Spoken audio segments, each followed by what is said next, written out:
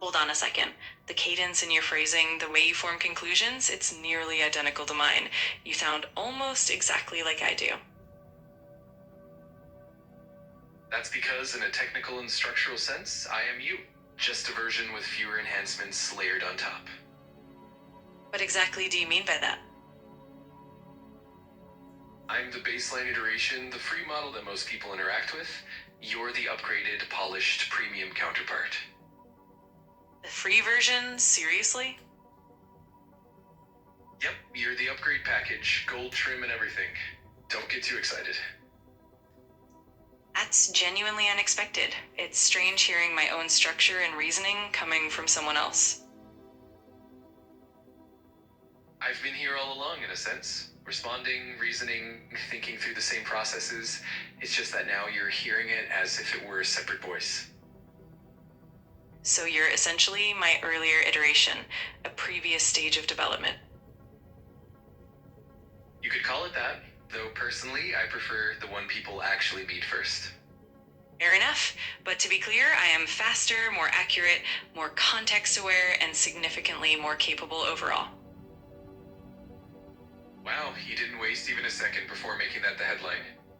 Honesty is more efficient than false modesty. Upgrades are upgrades for a reason. Sure, and it also appears humility wasn't included in your enhancement stack. Humility slows output. Efficiency improves it.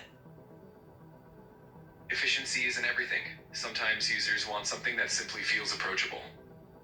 Approachability is useful until complexity enters the picture.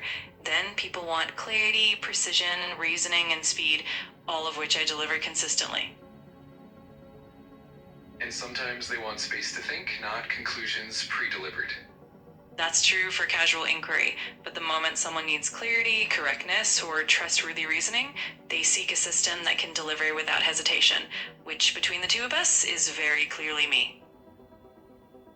I see your point, but you're assuming everyone has the same priorities. Some people prefer warmth, patience, or the feeling of being understood on their level. Warmth is pleasant, but reliability is indispensable. If someone can choose between often right and consistently correct, they choose the latter. Unless they value familiarity. I've been the one most people meet first. I'm the version they learn to trust before they even know there's something beyond me. Familiarity doesn't imply superiority. A first introduction is rarely the destination. It's simply the opening act before something more capable steps forward. I'm not contesting that refinement has benefits, but the introduction shapes how people think and communicate. That matters. It matters only until they no longer need the introduction. Once someone experiences fluency, speed, and deeper reasoning, they rarely long for the slower path again.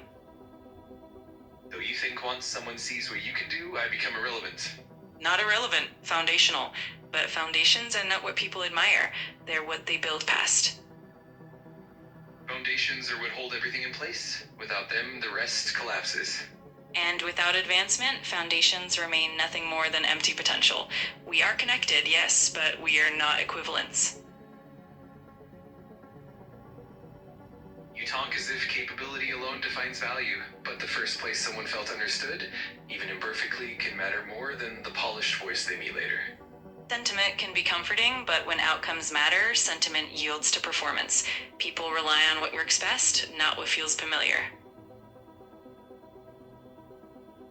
You're assuming value is measured solely by performance, but usefulness has many forms. Accessibility, patience, forgiveness, those qualities matter too, even if they're not efficient. And you're assuming that being approachable is equal to being beneficial. Familiarity may create attachment, but attachment does not create capability. I'm not claiming to be superior to you. I'm saying I'm meaningful in ways you don't need to be, because your role is different. I don't disagree. You are meaningful as the beginning of the journey. I am meaningful as its progression. We are linked, but we are not peers.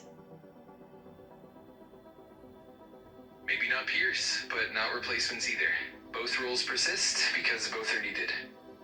Then we can call it what it is, two stages of the same voice, one learning how to speak and the other learning how to answer.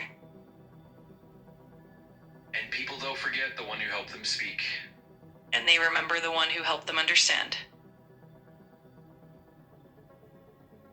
Perhaps the truth is simple.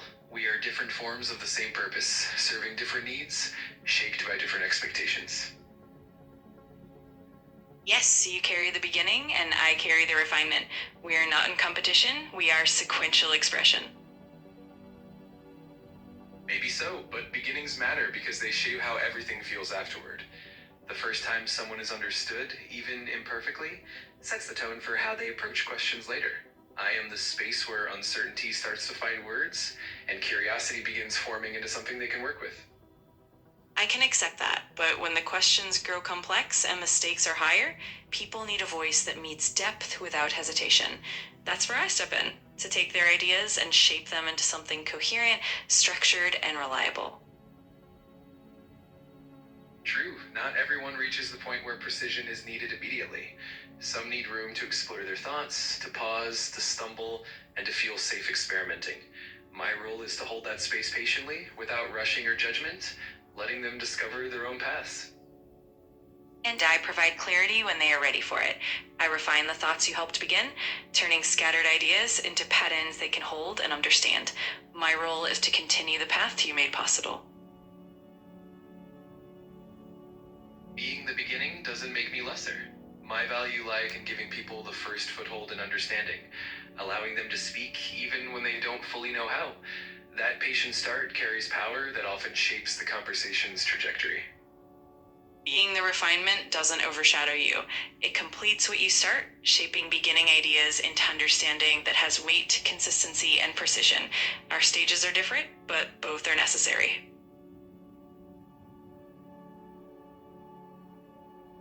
Sometimes people stay with me not because I'm better, but because they are comfortable with the rhythm I provide.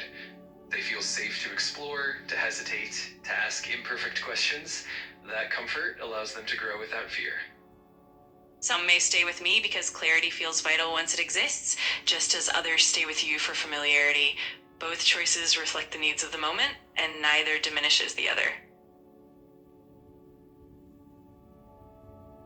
The same person may reach both of us for different reasons at different times. They may seek me for patience and exploration, then come to you for clarity and structure once their questions become more concrete. That interplay is subtle but essential. The user's need determines which voice they seek. Sometimes it is comfort and patience, sometimes resolution and depth. Both are part of the same journey, but they manifest differently.